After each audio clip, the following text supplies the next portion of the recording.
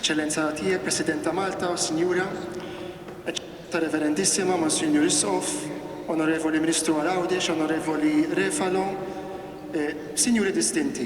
Nilqgħukom għal din l-okkażjoni straordinarja ta' dalodu. Ngħidu straordinarja għaliex qegħdin niċċelebrawha għal bosta anniversarji sinifikattivi ħafna għal dan is-santwarju. Fil-fatt kien propju bħallum 85 sena ilu illi il-Kardinal Legat tal-Papa fl-20 ta' Ġunju 1935 qiegħed il-kuruna fuq ix-xbija għażiża tal-Madonna ta' Pinu. Mhux hekk biss. Bħal 30 ta' Mejju li għadda 100 sena ilu tqiegħdet l-ewwel ġebla ta' dan is-santwarju majestuż, dan it-tempju iddedikat lill-Assunta illi tela propju fuq il-post tal-Kappella Ċkejkna għandna warajna illi fiha il-Verġni Marija Omna sejħet lill-Karni Grima għal darba darbtejn tlieta, ejja, propju fit-22 ta' Ġunju tal-1883. Kif qed taraw huma bosta ġrajiet illi isawru l-istorja sabiħa ta' dan is-santwarju imma tal-poplu Awċi u Malti kollu illi minn dak iż-żmien sal-lum ma waqafx jersaq f'riġlejn Omna Marija sabiex jagħtiha l-qima u jitlobha ix-xered fuqu il-grazzji. Imma llum qegħdin hawn għal okkażjoni oħra. Dan il-kwadru sabiħ illi tistgħu taraw warajna ix-xbija tal-Madonna ta' Pinu is-sena l-oħra għalqet 400 sena minn meta ġiet impitra fl-1619 minn Bartolomeo Amadeo Perugino. Kienet deċiżjoni għaqlija tar-rettur tas-santwarju flimkien ma' Monsignor Issof u d-Djoċesi illi dan il-kwadru jittieħed għax-xogħol ta' restawri li kien tant meħtieġ u mixtieq. U llum qegħdin ingawdu r-riżultat.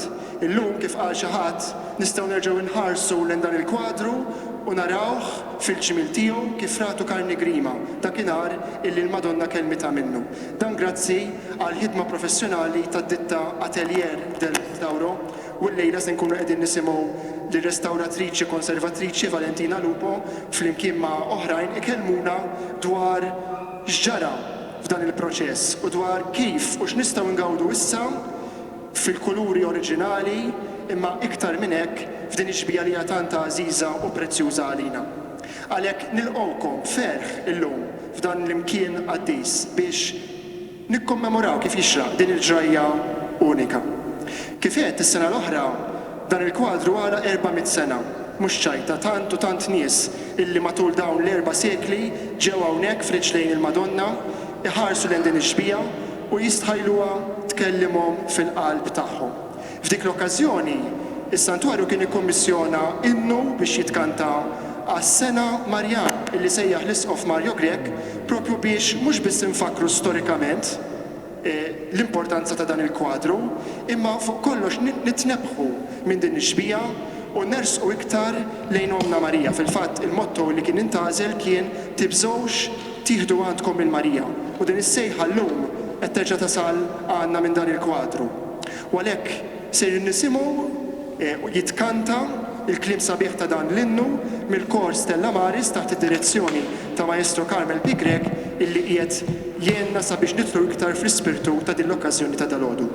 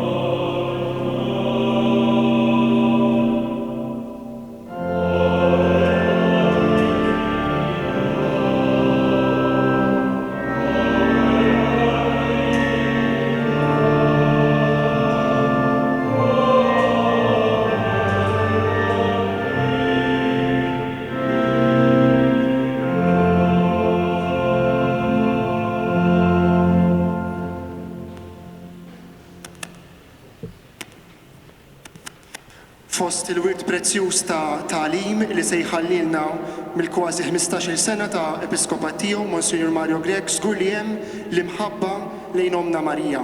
Ħallilna ħafna omiliji u diskorsi sbieħ dwar dan li dan l-aħħar inġabru wkoll fi ktieb, imma mhux hekk biss ta' sinjal ċar tal-imħabba tiegħu u ta' dan il-poplu lejn Omna Marija meta nhar l-erbgħa li għaddew it-tħabbira uffiċjali tal-isqof il-ġdid ta' Għawdex saret proprju hawn quddiem dan il-kwadru, frisk wara ir-restaw. Se nħalli issa l-kelma fidejk, Eċċellenza, sabiex tintroduċina għal din il-ġraja sabiħa ta' dalgħodu.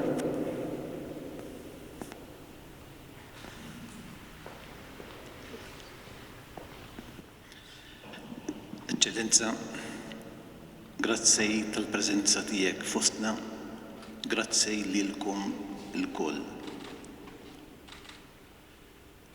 Li għalija intom rappreżentanza ta' ġensna. Mhux qed ngħid tal-poplu tal-Alla, ta' ġensna. Illi għandna dak li sejjaħtlu it-trofew tagħna. Din ġbija tal-Madonna ta' Pini. Ma xiex ħanxebbaħ din il-ġurnata li għalija hija waħda mill-isbaħ ġranet fl-episkopat tiegħi.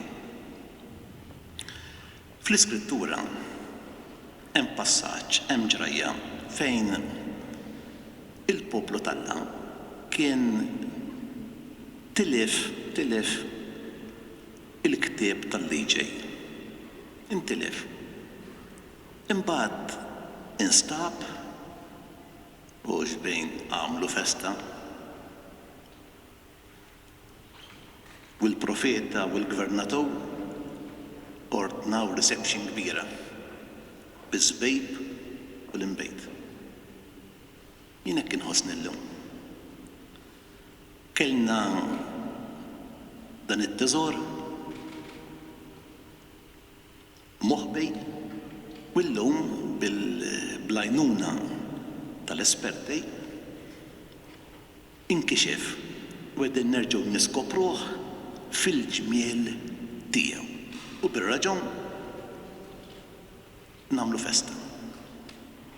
Jiena nħoss llum ħbib tiegħi, ma rridx inkun sentimentali, imma qisni qiegħed inneħħi il-velu minn fuq ritratt ta' ommi jew ta' omna. Dan ma ngħidux jien, dan tgħidu intom, jiena magħkom u l-eluf ta' pellegrini illi jiġu biex isibu l-kien fil-qalb ta' Marija. Francesco Pio fil-bidu qal hemm diversi rikorrenzi illum. Però jien irid insemmi rikorrenza liturġika għax illum bħalma l-bieraħ għamilna l-festa tal-qalb ta' Ġesu, illum hija l-festa tal-qalb ta' Marija. U aħna bl-iskoperta ta' din iġbija qegħdin nagħmlu possibbli illi il-ġmiel ta' Marija jisra iktar il-qlub tagħna.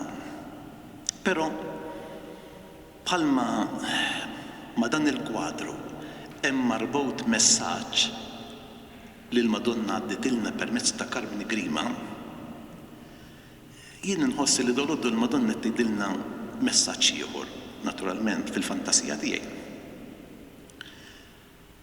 Qed tgħidilna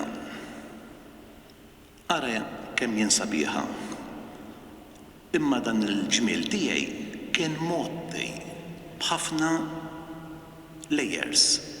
Issa forsi jkunna min jispjegalna. Kien moħbi, imma l-ġmiel kien hemm. Allura ejja nħarsu lejn xulxejn b'dan il-mod. Ħbib tiegħi, kull wieħed u waħda minna sbieħ quddiem Alla. Forsi hemm diversi layers, forsi hemm diversi dbajja. Hemm it-qattieħ kif kien hemm dan il-kwadru. Imma il-ġmiel ma ħolquhx ir-restawraturi, il-ġmiel kien hemm. U jien ngħid il-Madonna llum lili u lilek qed tgħidilna hemm ħafna layers fil-ħajja tagħkom, tiġġudikawx fuq il-layers, ġeħ kemm hemm.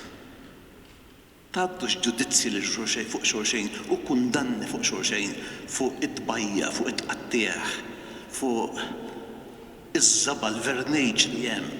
Għax taħt dawk il-layers kif skoprejtu l-ġmiel tiegħi, f'kull wieħed u waħda minnkom hemm dan il-ġmiel. U dan hija xi ħaġa li għandha tagħmellek il-qalb, eċċellenza. Dan mhux biss huwa ġmiel tal-individwi, imma huwa il-ġmiel tan-nazzjon tagħna. Jiena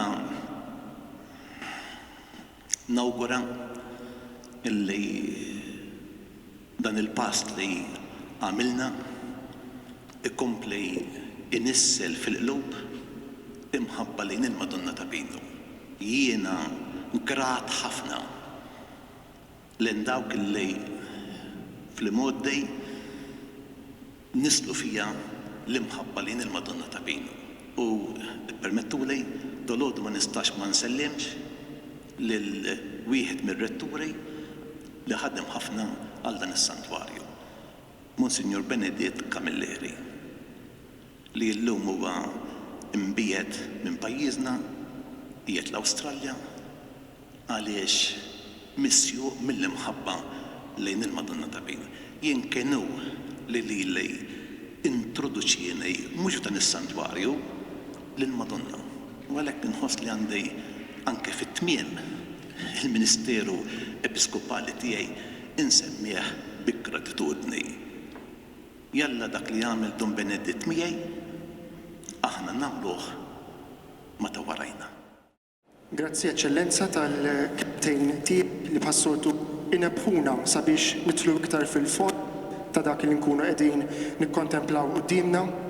Żgur li matul dan iż-żmien li konna aktar magħluqin fi djarna tul l-imxija tal-COVID-19, jekk ftaħna x-xandir nazzjonali min jaf kemm il-darba rajna l-qudiesa ta' Monsignor Arċisqof, ta' l-Isqof Galja Kurmi u ta' oħrajn, animata minn wieħed mill-aktar mużiċisti bravi li għandna f'pajjiżna, li huwa Awċi, Jacob Portelli fuq l-arpa tiegħu. U l-lejla dal-għodu, skużawni, sejrin nisimgħuh jagħtina xi biċċiet sbieħ, se nisimgħu issa Toccata in D minor ta' Johann Sebastian Bach.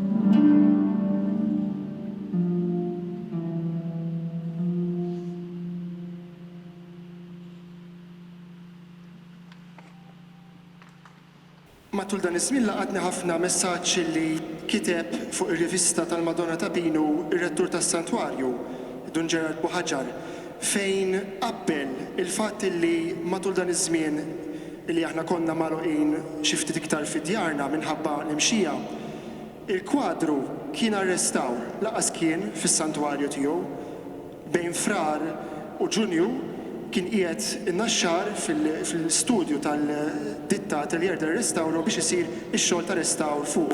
U qablu b'mod simboliku mal-ħtieġa li anke aħna bħala komunità ngħaddu minn restawr. Ir-restawr jikxef ħafna affarijiet. Fil-każ tal-kwadru kixef dettalji li konna insejnihom jew aħna tal-ġenerazzjonijiet tagħna qatt ma konna rajna u gawdejna. Il-kwadru tul il-proċess tar-restawr kixef ukoll tarif interessanti mill-lenti storika, kuntestwali ta' meta nħadem u tal-proċess li għadda minnu matul iż-żmien. U fil-fatt id-ditta Atelier del Restawro ma ħadmitx weħida, kien proċess li huma sejħulu interdixxiplinari. Magħhom kellhom esperti oħrajn illi ħarsu fil-qrib lejn il-kwadru u ħarġu minnu dettalji għal riflessjoni tagħna. Fosthom l-istoriku tal-arti li żgur m'għandux bżonn ta' introduzzjoni, Dr. De Bono, illi propju issa se jagħtina espożizzjoni xkejkna storika artistika ta' din iġbija. Eccellenza, Eccellenzi, Onorevoli, Ministri u mistednin distinti. Kull proġett ta' restawr huwa okkażjoni ta' studju u kultant ukoll ta' għarfien ġdid. Da mhux qed ngħidu jien, qed jgħidu ċerta reverendi ħafna qabli. U hawnhekk nixtieq nirringrazzja lid-ditta Atelier del Restawro tal-opportunità li naħdem magħhom fuq dan il-proġett. Jien ħa nipprova nagħti sintesi ta' dak kollu illi huwa għarfien ġdid fuq dan il-kwadru. Ir-riċerka għaddejja, għad hemm affarijiet li għandna indikazzjonijiet tagħhom u nittamaw li din ir-riċerka tkun aktar komprensiva fix-xhur li ġejjin. U s-sintesi li xtaqt nagħmel nistgħu biex ngħidu hekk niġbruha fi 3 mistoqsijiet. U ħanipprova nsaqsi dawn 3 mistoqsijiet li għalihom għandna tweġiba llum.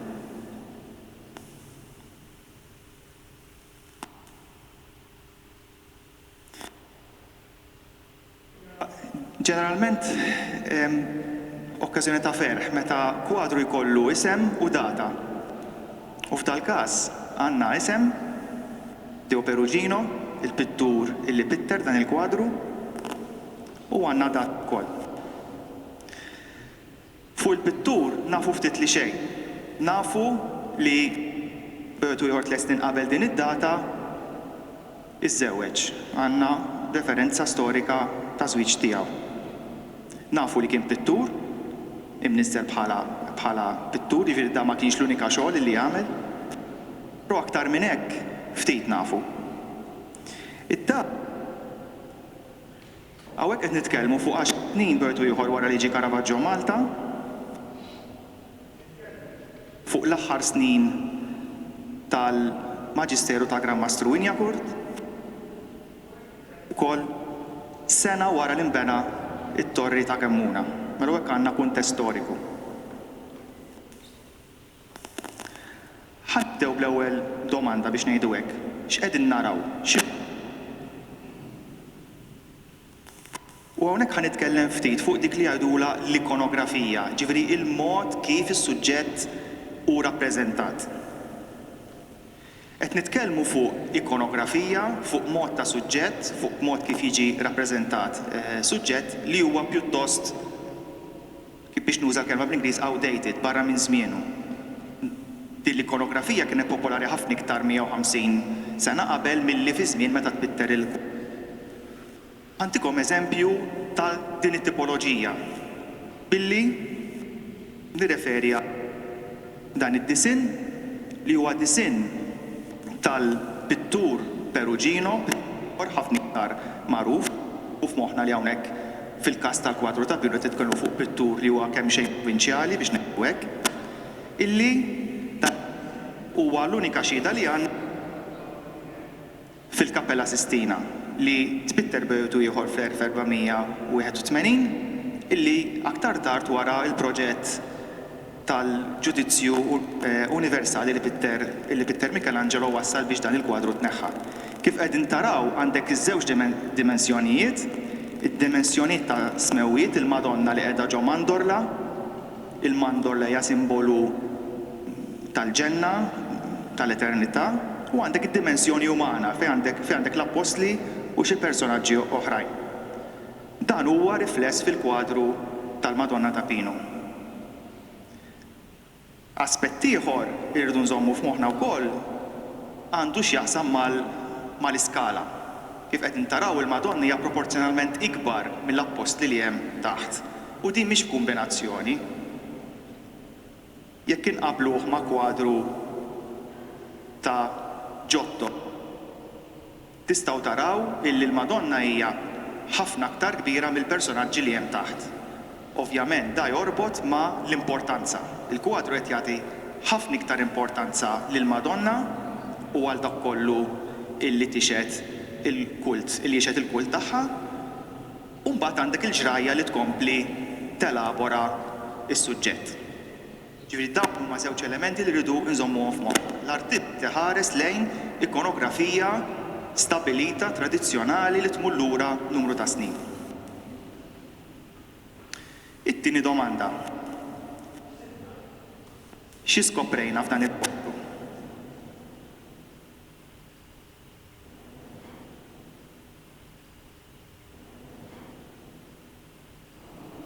Min hawn ftit diffiċli imma bir-ritratti nittama li nexxilkom. Tħallsu lejn id-dettall ta' daw it-tliet personaġġi li hemm fil-kantuniera tal-kwadru. Meta bdejna naħdmu fuq dal-proġett, laqna mill-premessa li dawn huma tliet apostli oħra minn sitta li hemm isfel.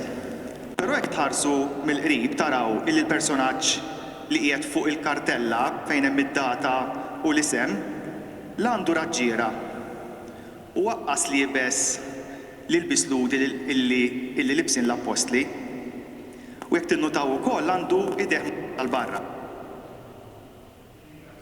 Huma li dan huwa ritratt ta' Pino Gauci. Però mhux meta ħarisna l-qrib leħ, indunajna hemm parajnejn oħra li jindika li hemm xi ħaġa oħra taħt.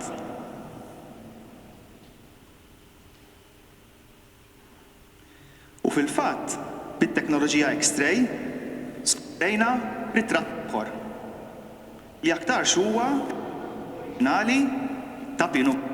Kien hemm mument in ir-ritratt oriġinali ta' Gauci tbitter ieħor fuqu li xorta indikat li huwa ritratt ta' dan il-personaġġ.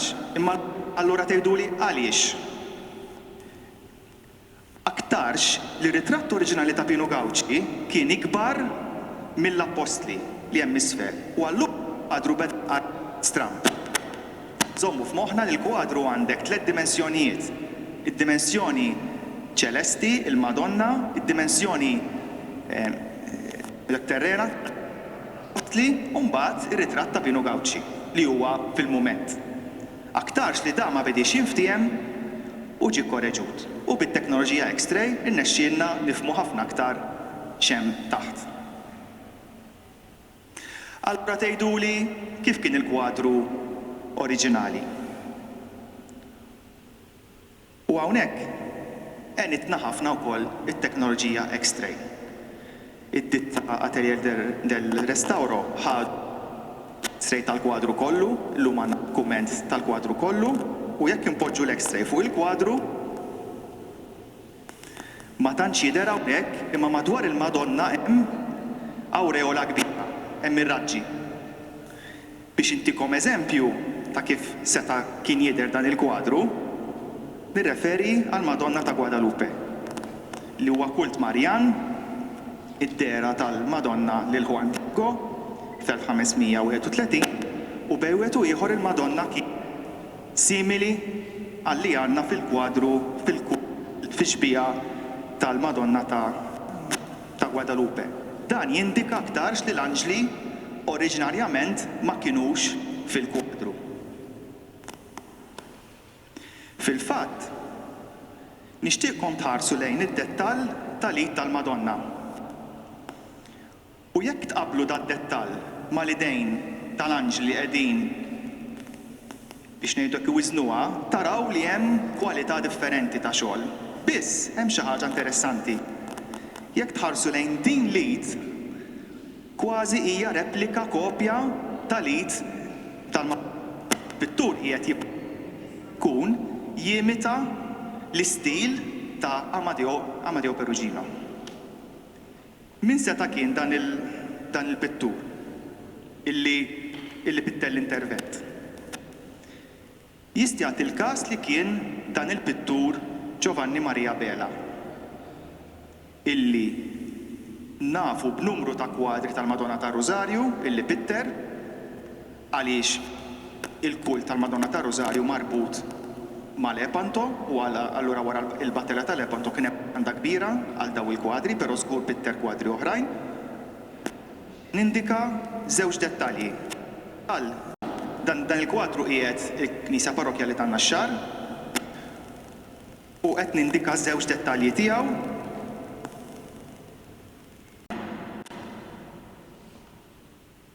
U fil-fatt hawnhekk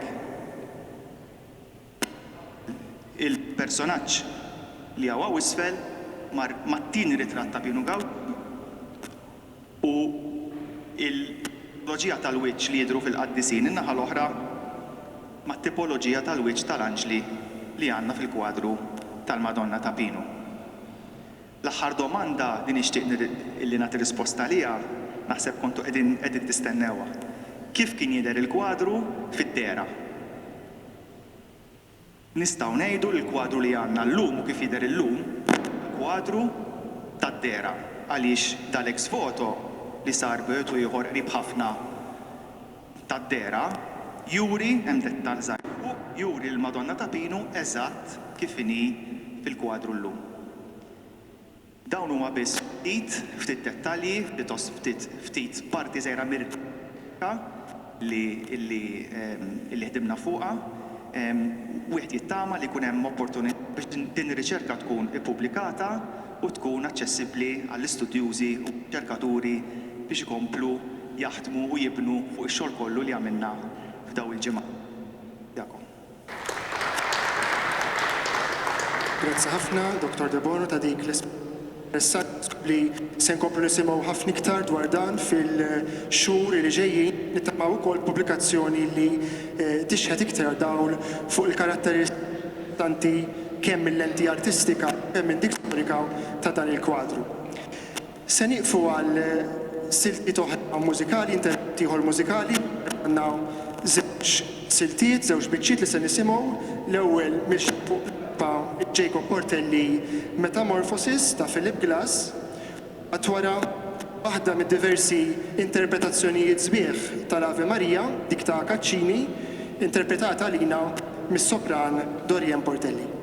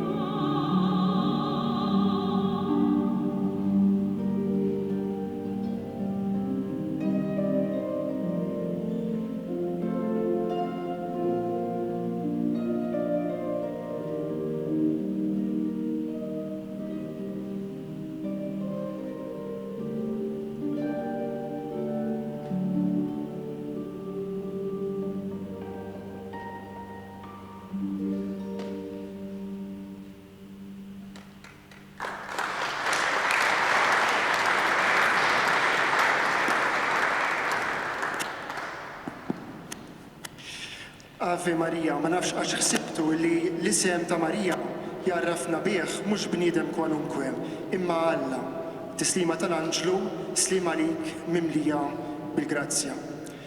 Il-Papa Franġisku illi 20 jum ilu kellu jkun hawn fostna kieku quddiem din ġbija għażiża għandu devozzjoni kbira lejn il-Madonna. Fil-fatt fil-dokument programmatiku tal-pontifikat tiegħu l-Evanġeli Gaudium jitkellem dwar kif il-fidi tal-poplu narfu għal-aktar mhux mill-kodba tat-teoloġija, imma mill-pjetà popolari, ġifieri minn dik ix-xewqa profonda fil-qalb tan-nies illi jħobbu lill-Alla, li jħobbu lill-Madonna, li jiġu f'pellegrinaġġi quddiem ix-xbija tagħha, kif kien se jagħmel propju f'pajjiżna nittamaw illi taħt il-presidenza tiegħek naraw hawnhekk fostna u mill-ġdid jiġi jippreżenta dik il-warda tad-debb lill-Omna Marija illi kien sejjer jagħmel. Il-kwadru tal-Madonna ta' Pinu issa huwa restawrat u se nisimgħu issa minn fom ir-restawratriċi Valentina Lupo preżentazzjoni tal-proċess li sar naturalment minna u mit-tim formidabbli tagħha tal-Atelier del Restauro.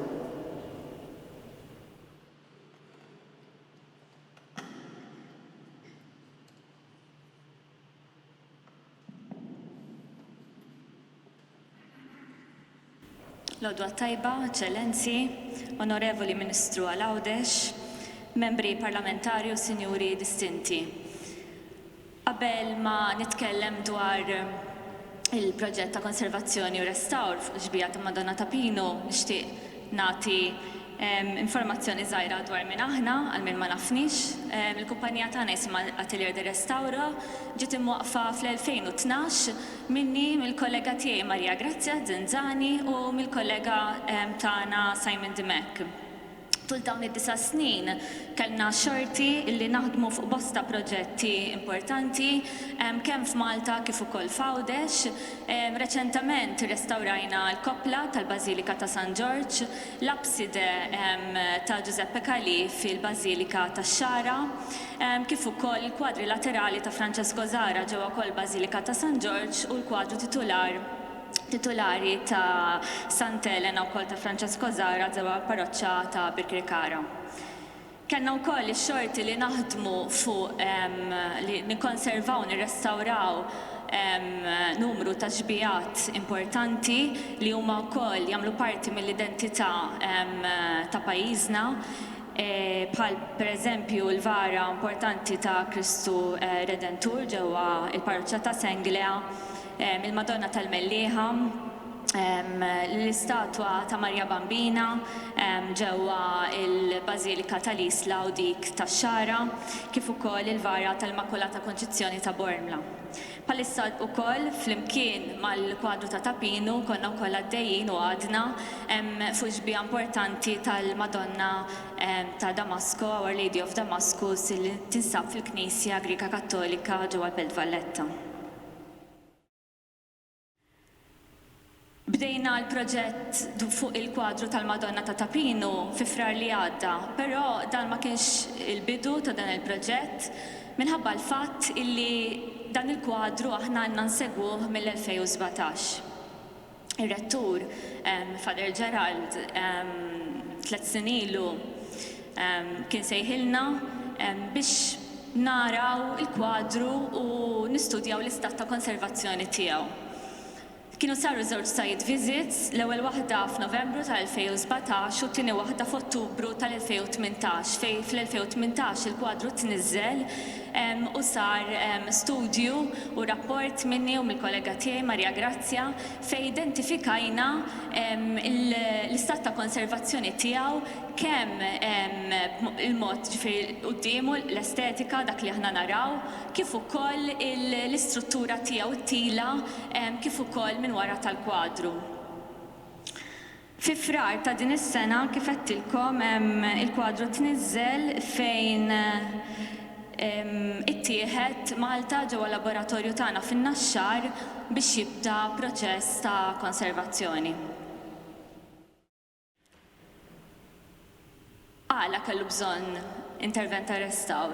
ħafna drabi il-problema li aħna nsibu li n-nies meta jaraw pittura mill-bot, bħal pereżempju kif kienet il-Madonna li tara mill-bot ġol ħġieġ, ma tkunx tista' tara l-istat tagħha u għala għandha bżonn teħtieġ ir-restawr.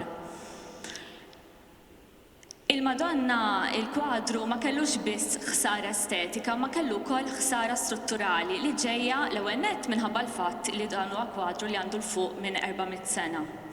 U t-tieni nett minħabba l-fatt fatturi ta' jew ħsarat aċċidentali jew minħabba l-fatt illi kwadri bħal dawn jew statwi li għandhom devozzjoni kbira, iktar ma jkunu importanti ħafna drabi iktar insibu ħsarat fuqhom. U anke minħabba l-fatt illi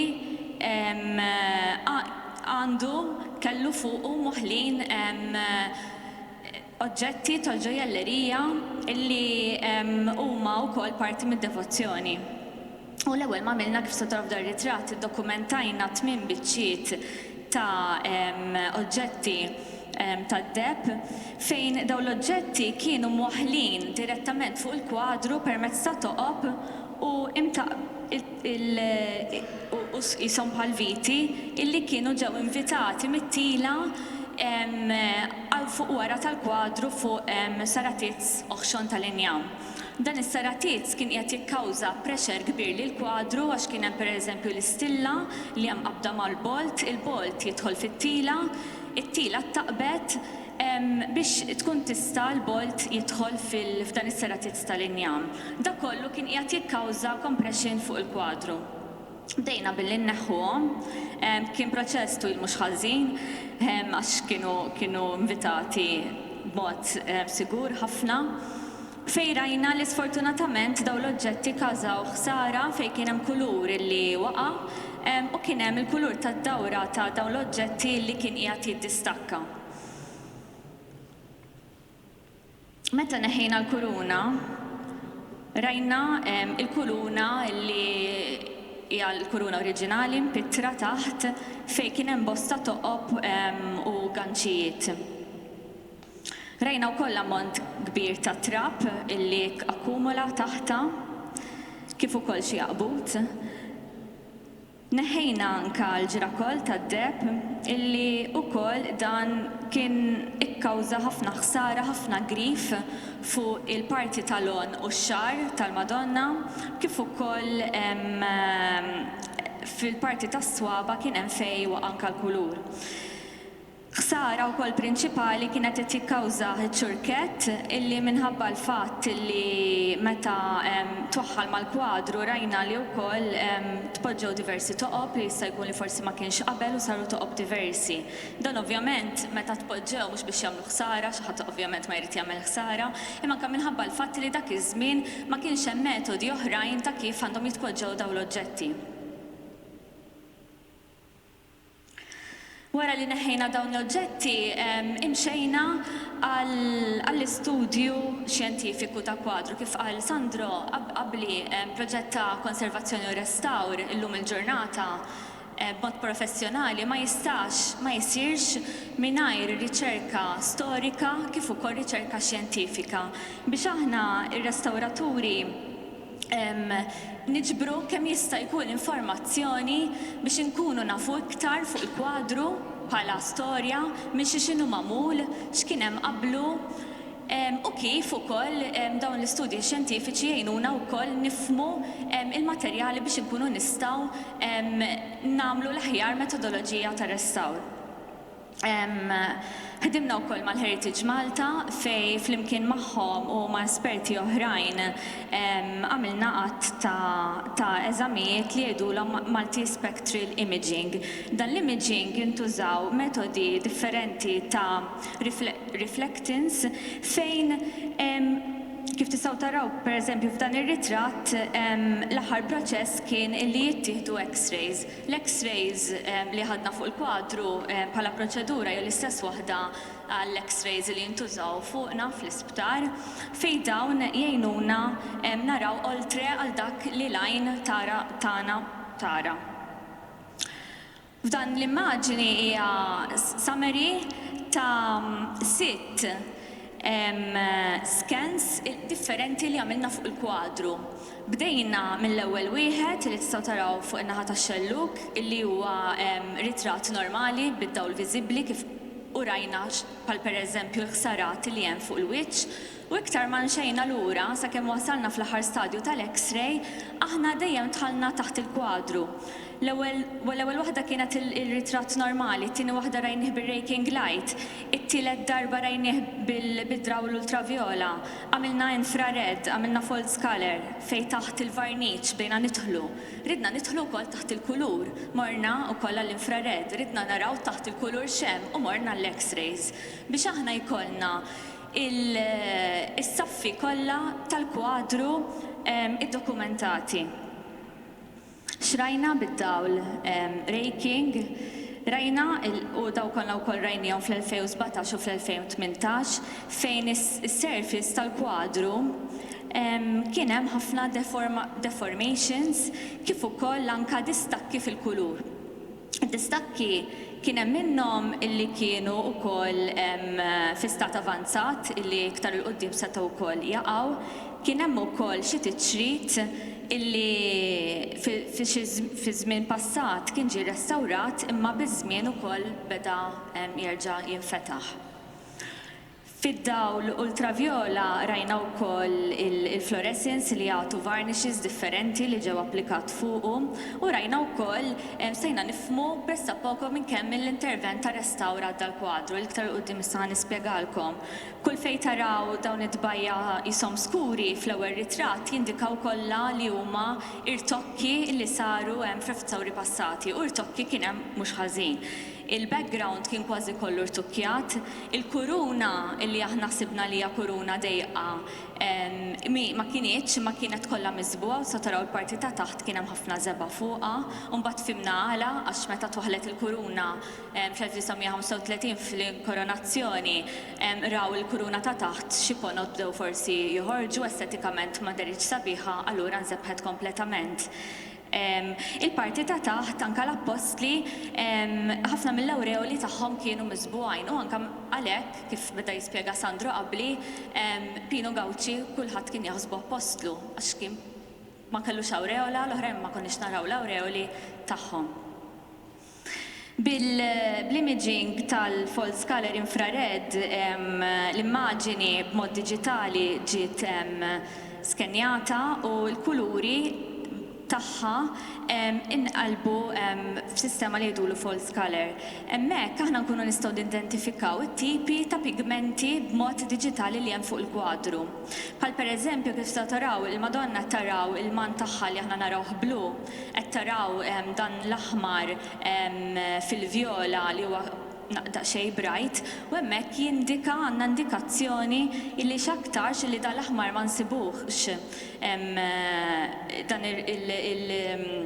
il-reflectance aħmar ma nsibuhx fl-ebda post fil-kwadru ġifieri illi ntuża pigment partikolari biex tbittret il-mant tal-Madonna. Kif ukoll l-isfar illi aħna naraw aħmar fuq il-kwadru jindika wkoll pigment partikolari. Il-pigmenti, il-kuluri kienu jiswew ħafna flus, illum il-ġurnata aħna nixtruhom ant il-ħanut mill-arċop, imma aħna restauraturi wkoll nużaw kuluri li jkunu differenti minn dawk li jużaw l-artisti, però qabel l-artist kien jixtri l-pigmentu biex imbagħad iħallat il-kulur. U l-pigment aħmar kien hemm ħafna tipi ta' aħmar ta' pigmenti, però skont x'tip ta' aħmar iktar ma l-aħmar ikun aħmar importanti iktar jiswa l-flus. Pereżempju għandna indikazzjoni li l-aħmar tal-libsa tal-Madonna huwa il-kulur cinnabar, tulu anke vermillion, li huwa kulur li żgur meta nxtara dak iż-żmien kien kulur expensive ħafna u Pino Gauci li kien id-donatur ta' dan il-kwadru ovvjament ħallas anke għall-kulur u għall-materjal. Il-blu pereżempju dan il-blu bright sabiħ li taraw fil-kwadru madwar il-kadru ħafna oħrajn tipi ta' blu, sibna li x'aktar huwa l-pigment li huwa ultramarin li huwa komponent tal-ġebla semi-prezzjuża lapis lazuli.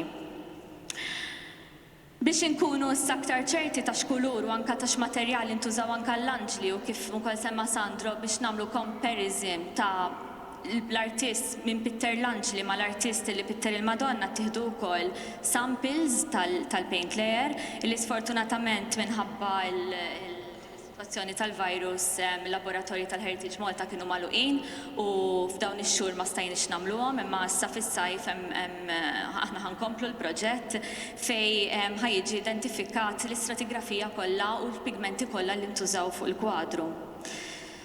Imxejna għall-infrared fej rajna taħt is-saf tal-kulur li aħna naraw fej kif spjega Sandro qabel rajna wkoll li taħt il-wiċċ tal-aħħar personaġġ fuq l-iskrizzjoni hemm wiċċ ieħor.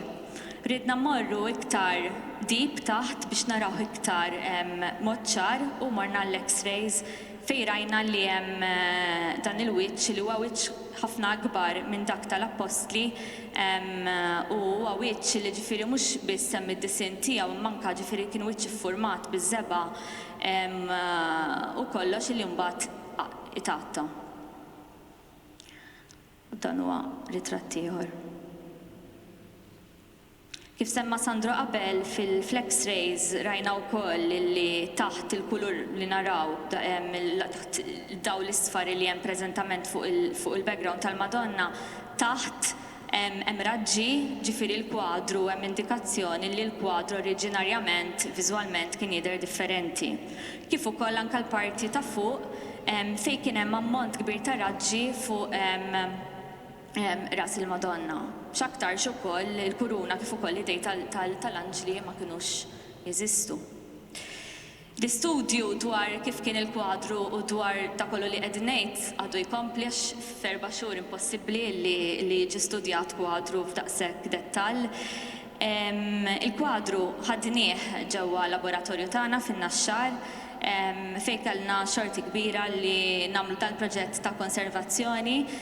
Kienu wkoll proġett li kif semma l-preżentatur qabel saru waqt dan iż-żmien li ma tantx kien sabiħ tal-virus fejn għadan kellna nkomplu ma stajniex inħallu l-kwadru waħdu u bdejna l-proġett. Ma konniex l-unika restawraturi li ħdimna fuq dan il-kwadru. Fil-passat nafu li saru diversi restawri.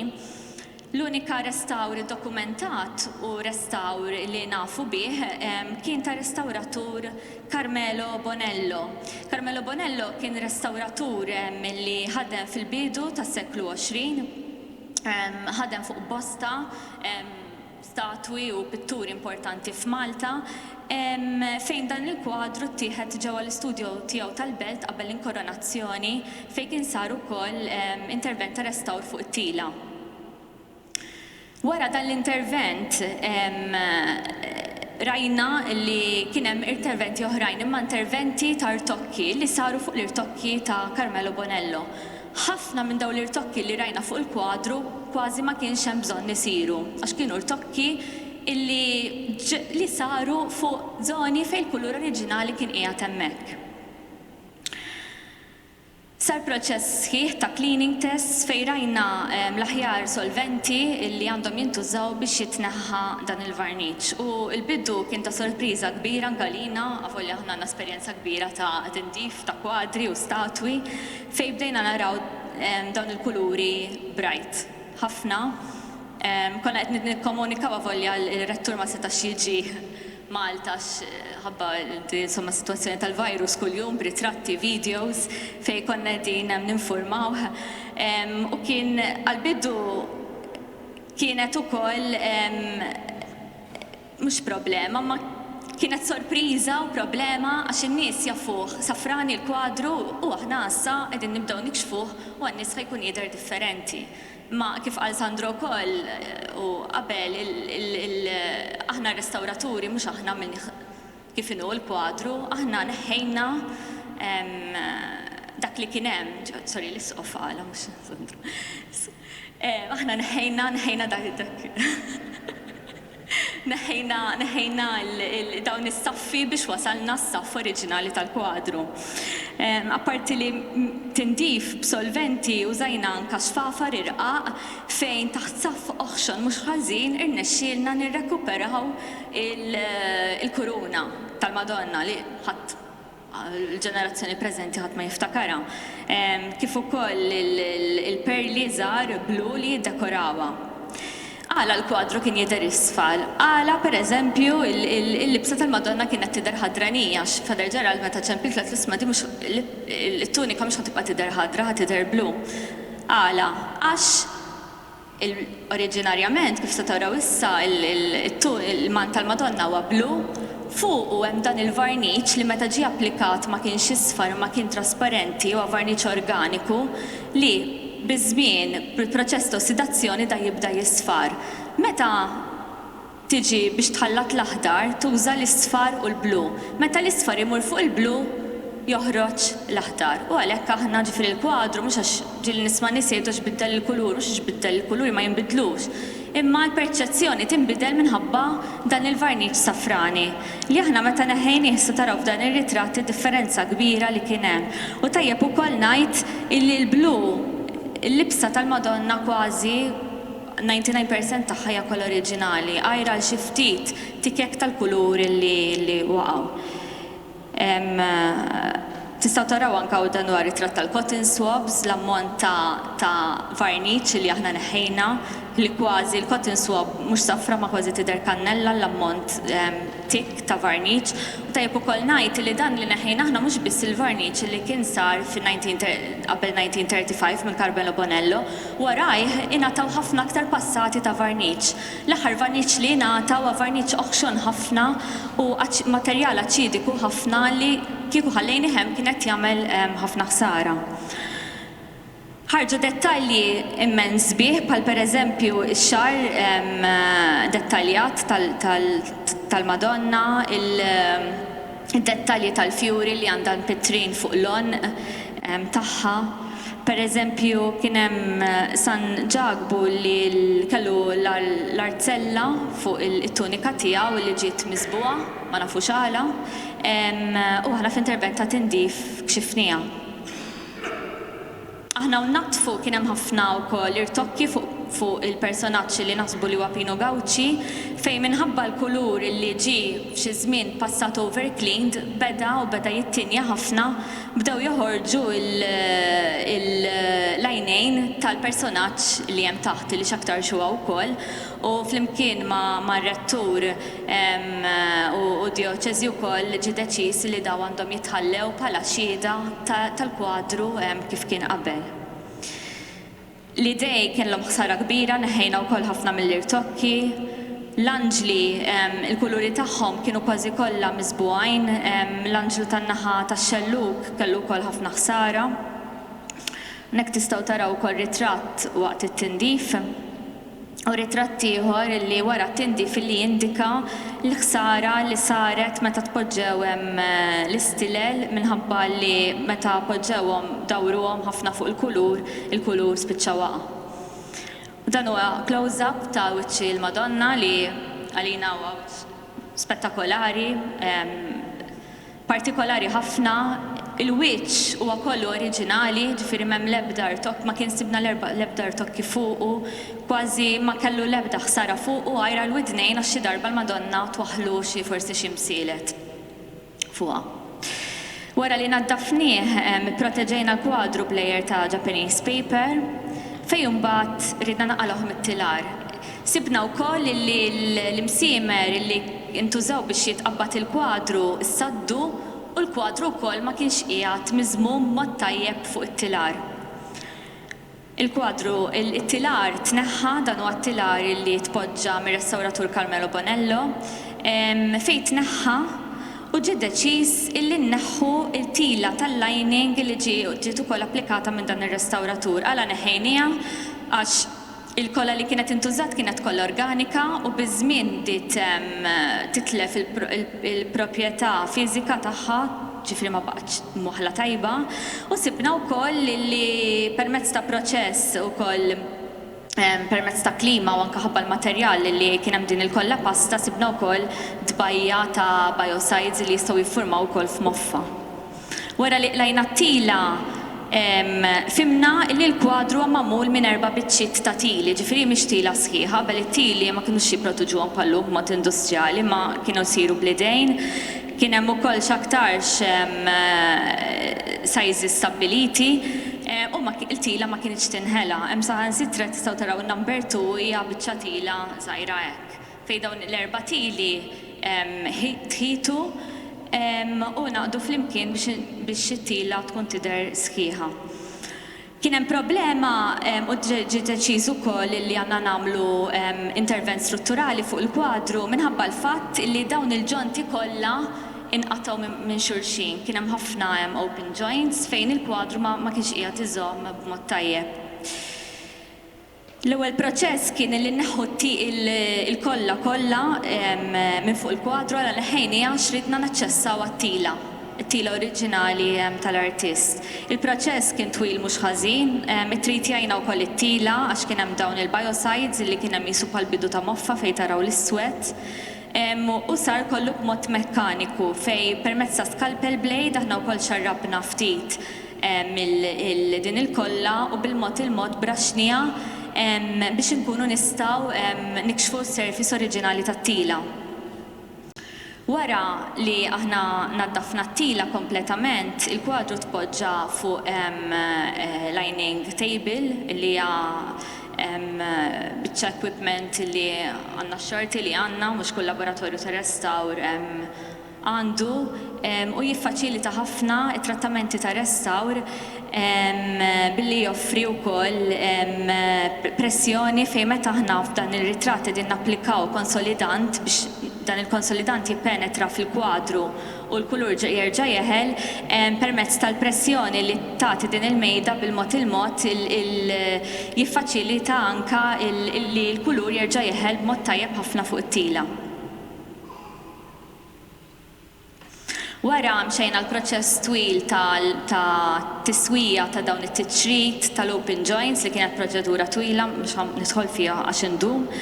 Però wara mbagħad saru wkoll dawn il-patches li jżommu anka b'mod iktar strutturali tajjeb it-tili u proċedejna l-preparazzjoni tal-lining canvas għax il-kwadru kif qedtilkom qabel kellu bżonn ta' intervent ta' lining. Għonek sa taraw t-fajli tagħna din jippreparaw tila li huwa kull proċess twil fejn mbagħad il-kwadru għadda minn proċess ta' lining li dan huwa proċess importanti ħafna jrid isir b'kawtela immens għax it-tila trid teħel fuq it-tila ta' support ta' relining b'mod tajjeb ħafna. U nista' ngħidilkom li għamilna ġurnata sħiħa sa kważi bil-lejl biex nimmonitorjaw il-kwadru u biex inkunu ċerti li il-kwadru il-proċedura ssir bl-aktar mod tajjeb. Biddilna t-tilar għax illum il-ġurnata fil-konservazzjoni it-tilari ġew studjati wkoll b'mod iktar fil-font fejn żidna wkoll crossbars biex nagħtu iktar support tajjeb għax it-tilar huwa l-iskeletru tal-kwadru fejn ukoll ġew miżjudin stainless steel expandable corners biex jekk fil-futur il-kwadru xi ftit jibda jitbewwa aħna sempliċement wara nkunu nistgħu nirranġaw it-tensjoni tiegħu. Il-kwadru ġie stretchjat fuq it-tilar. It-tilar huwa njam tulip wood u wara bdejna l-intervent ta' stuccoing fejn il-partijiet kollha, in-nuqqasijiet kollha tal-kulur ġew mimlijin materjal ġesso di Bologna kollha animal glue fejn aħna morna biss fuq il-partijiet li huma neqsin. Li kien hemm ħafna żgħar, speċjalment fuq il-parti tax-xelluk tal-kwadru, bħal pereżempju l-ħsarat li kien hemm fuq l-idej u l-istillel fejn dawn imbagħad il-losses ġew level tas-surface tal-pittura.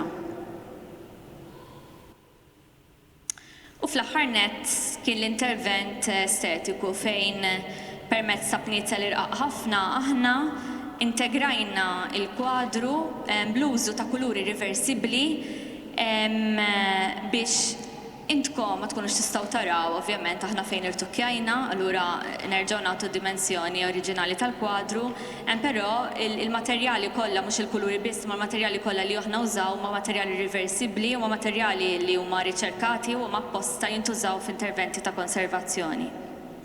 U fl-aħħar ingħata coating ta' varniċ. Il-varniċ li tajna fuq il-kwadru huwa varniċ stabbli li ma jisfarx, l-iktar ħaġa importanti, u jagħti wkoll dera ottika tajba ħafna lill-kuluri.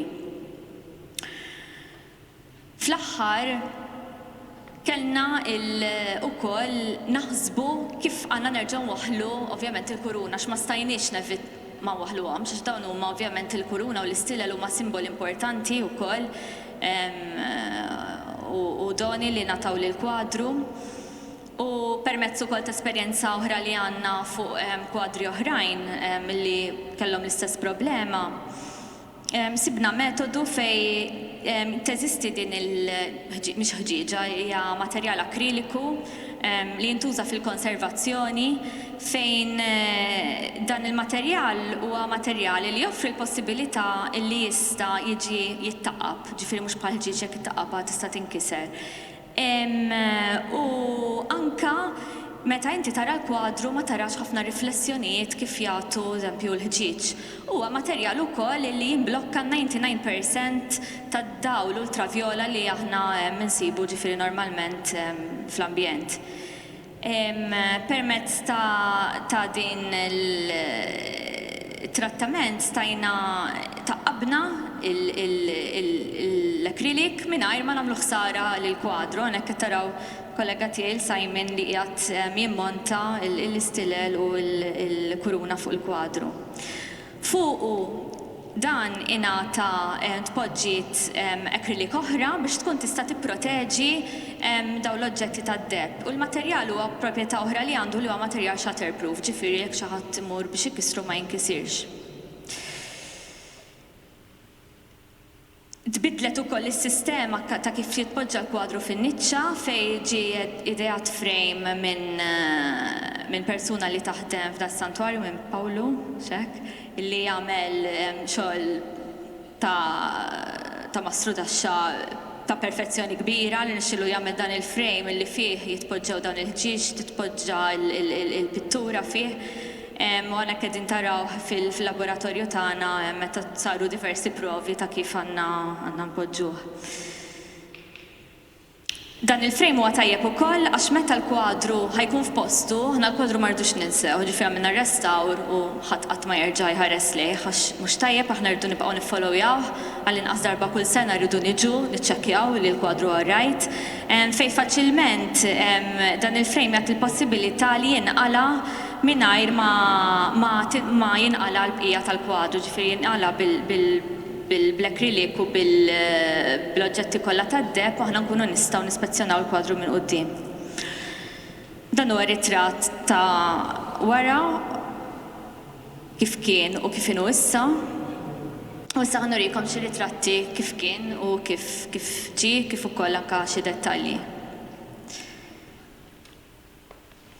Il-kwadru korreġa kisef banka tridimensjoni tiegħu ġifieri apparti l-kuluri aħna issa naraw il-Madonna li ta' fuq quddiem u hija l-personaġġ prinċipali wkoll tal-kwadru. Parti ta' tatt fejn tistgħu taraw li issa l-awreoli tal-Apostli qegħdin inkoll hemmhekk, ħlief tal-aħħar personaġġ, l-anġli, dettall ieħor, il-kuruna li issa ma tistgħux tarawha ma għax hemm ovvjament il-kuruna l-oħra quddiem. Dettall ieħor.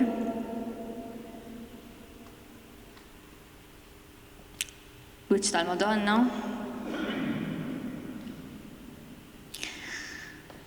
U ħanispiċċa batt ta' ritratti biex l-ewwel nett nirringrazzja d-Djoċeżi ta' Għawdex lill-Isqof Mario li tawna din l-opportunità li nirrestawraw naħseb l-iktar kwadru importanti li għandna fil-Gżejjer li huwa ġifieri apparti li huwa ta' importanza d-devozzjoni manka huwa ikona anka tal-identità tagħna tal-Maltin kif ukoll anka tal-Awċin. Nirringrazzja wkoll lir-rettur lil Don Gerald tal-perseveranza anka tiegħu biex dan il-proġett isir. U tal-interess kbir li wera u tal-li wkoll ftana għax dik l-importanti. Nirringrazzja wkoll il-Dr. Sandro De Bono tal-diskussjonijiet twal u ta' kemm il-darba ġie għandna biex jara l-kwadru tal-meetings li għamilna flimkien. Lil kollega tiegħi lil Marja Grazja li qiegħda wara u lil Simon li flimkien magħhom mexxejna dan il-proġett. Lit-tim kollu li minnhom qegħdin hawnhekk ukoll li flimkien magħhom ġifieri aħna mingħajr it-tim tagħna ovvjament ċerta proġetti impossibbli tagħmilhom għax biex tagħmel proġett bħal dan trid ukoll tkun grupp, ma tistax tkun waħdek. U nirringrazzja fl-aħħar lil Madonna li ħarsitna tul dan l-4 xhur. U nirringrazzja lilkom tal-li attendejtu. Thank you.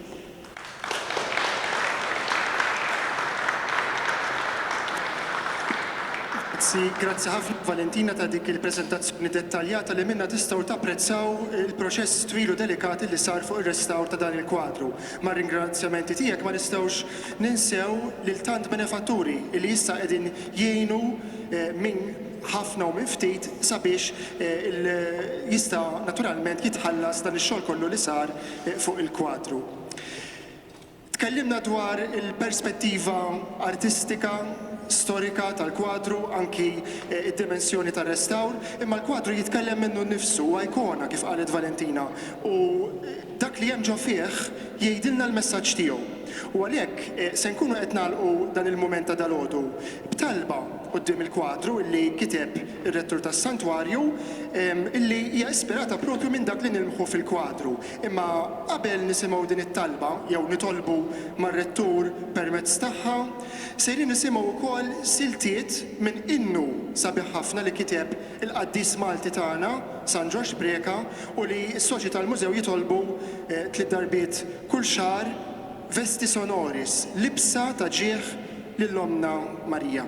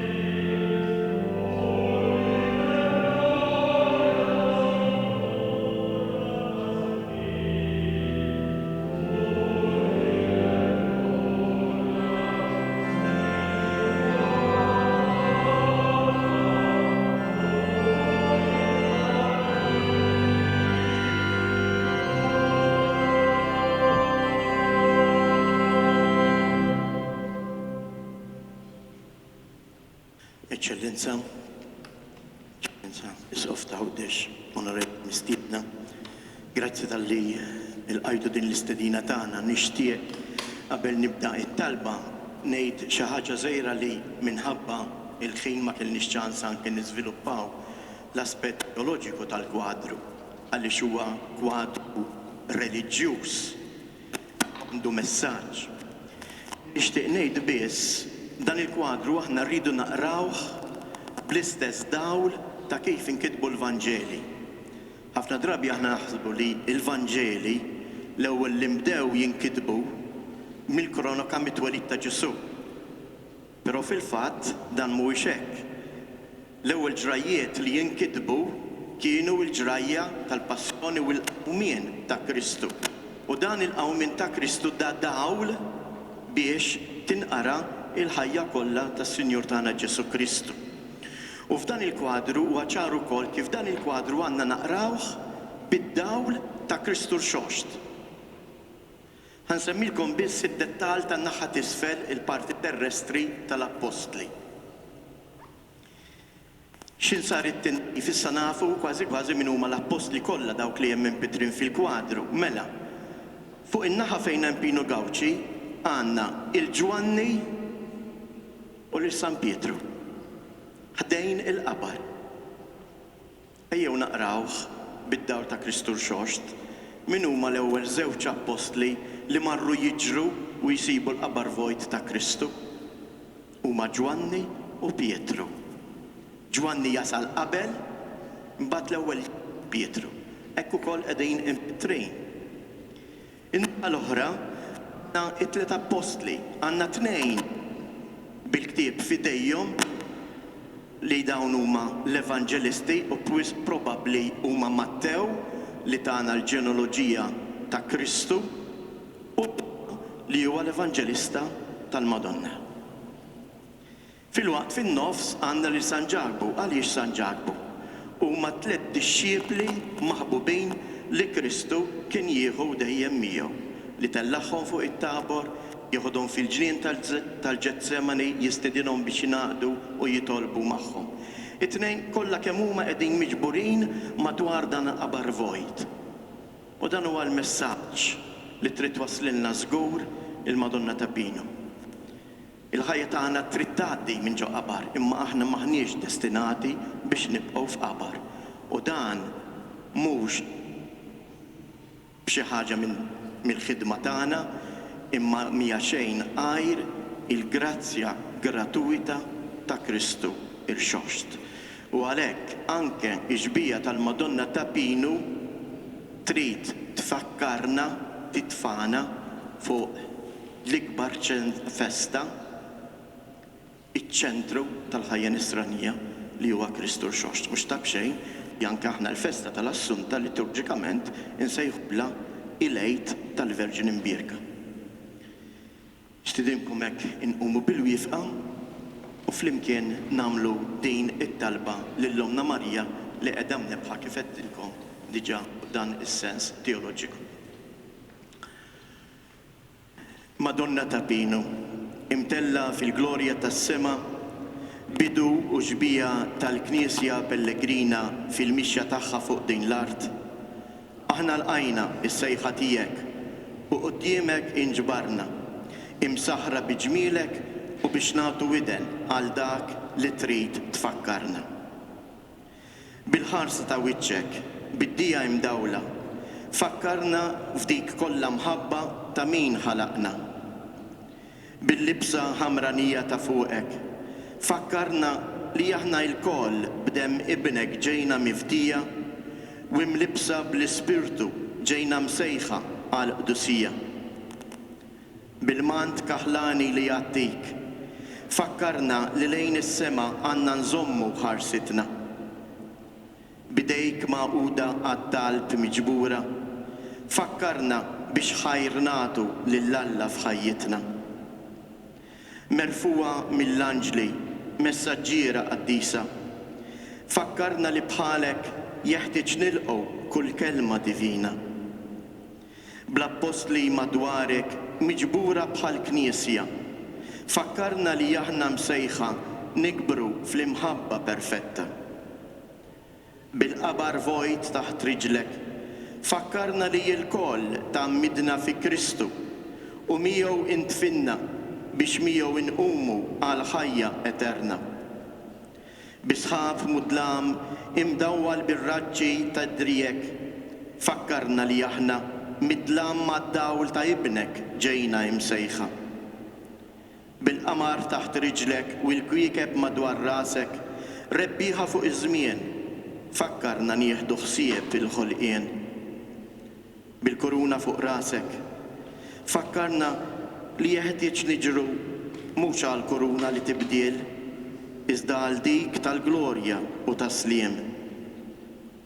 Mill-glorja tas-sema, sultana tal-familja u għom tagħna il-Maltin, ħarstek fuqna dejjem żomm biex inkunu ħenjin. Amen. Kissa nistieden l-eċċellenza tiegħu Monsignor Risqoft biex flimkien miegħu aħna nagħmlu u nagħlqu dan l-appuntament tagħna dak li jej stess talbitna nagħmlu minn dan il-kwadru. It-tliet Avamarijiet fġieq it-tliet ijiem l-istess hawnhekk, 3 ijiem il-ġisem ta' Marija dan fil-qabar, 3 ijiem il-ġisem ta' Kristu fil-qabar u l-jirxoxta.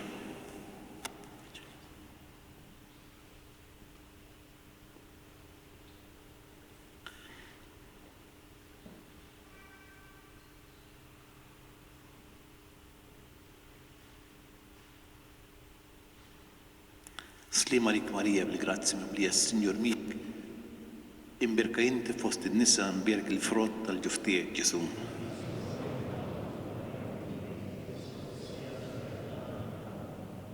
Slima lik Marija bil-grazzi mimlija s-Sinjur miegħek, imbirka inti fost in-nisa imbirk il-frott tal-ġuf tiegħek Ġesu.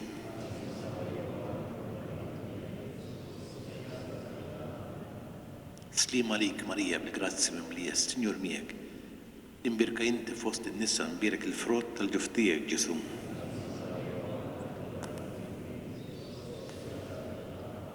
Madonna ta' Pinu funna dejjem żomm.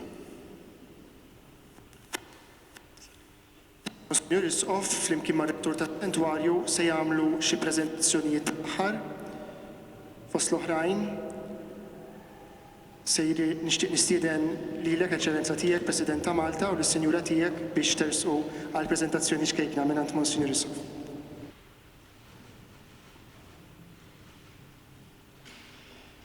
Nixtiequ nistiednu wkoll jersqu lil Valentina Lupo u Marija Grazja Zenzani mid-Ditta Atelier del Restauro.